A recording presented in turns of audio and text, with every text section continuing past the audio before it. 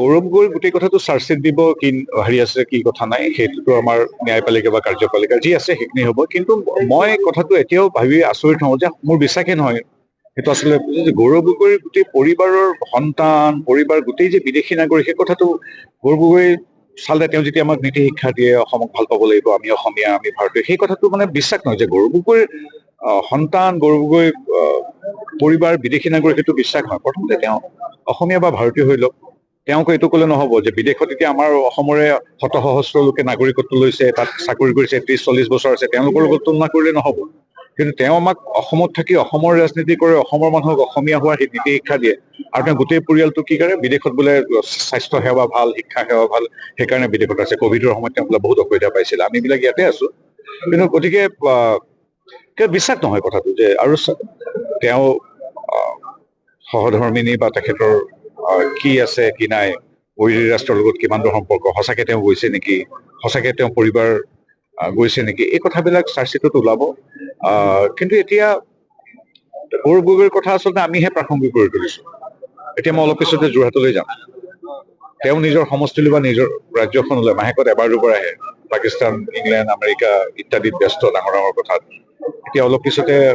মই লহপহীয়া তিলিকিয়াম বা আমাৰ কাছৰগাঁৱলৈ যাম কিন্তু প্ৰত্যেক সপ্তাহত মই আহোঁ তেওঁকতো এতিয়া দৰবত দিবলৈ পাবলৈ নাই যোৰহাটত এতিয়া যোৰহাটত প্ৰত্যেক সপ্তাহত আহোঁ মই অলপ পিছতে যোৰহাটলৈ গৈ আছো কাৰণ কোনোবা এজনতো সাংসদ লাগিব কাম কৰিবলৈ আচলতে গোটেই কথাখিনি হেৰিয়াক সুধিলেই হ'ল কলিয়াবৰ 10 বছৰ তেখেত সাংসদ আছিল কাৰণ মই এটা কথা কওঁ যে ফেচবুক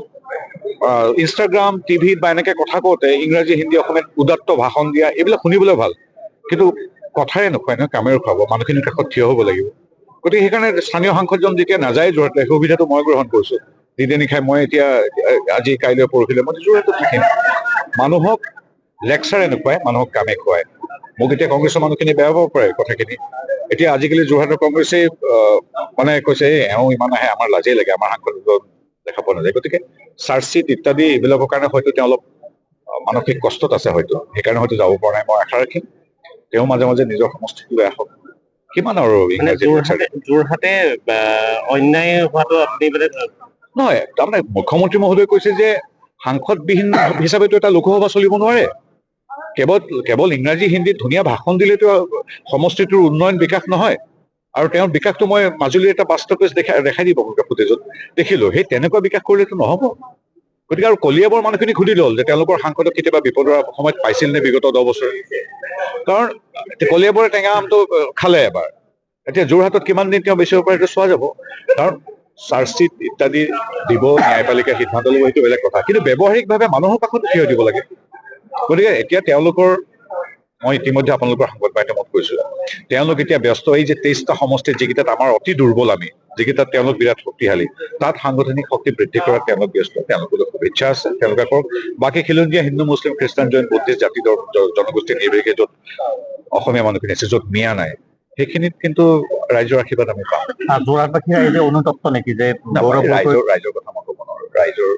সিদ্ধান্ত ৰাইজৰ চিন্তা বিষয়ে মই টিপ্পনী দিয়াটো অনুচিত ৰাইজেহে আমাক আশীৰ্বাদ দিয়ে গতিকে ৰাইজৰ মনস্তত্বটো আপোনালোকে গম পাব আমি ৰাইজৰ আশীৰ্বাদেৰে পুষ্ট এটা যাত্ৰাত থাকো আমি গতিকে ৰাইজৰ বিষয়ে ৰাইজে মোৰ কথাখিনি যে ৰাইজে ভাল পাব সেইটো নহয় গতিকে এইটো কথা ঠিক ৰাইজে ব্যৱহাৰিকভাৱে কাষত থিয় হতে বিচাৰে আপুনি বিচৰা বাতৰি পাব কেৱল নিউজ 18 এপত নিউজ 18 এপ ডাউনলোড কৰিবলৈ স্কেন কৰক এই QR কোড গুগল প্লে ষ্টৰতো পাব এই নিউজ 18 এপ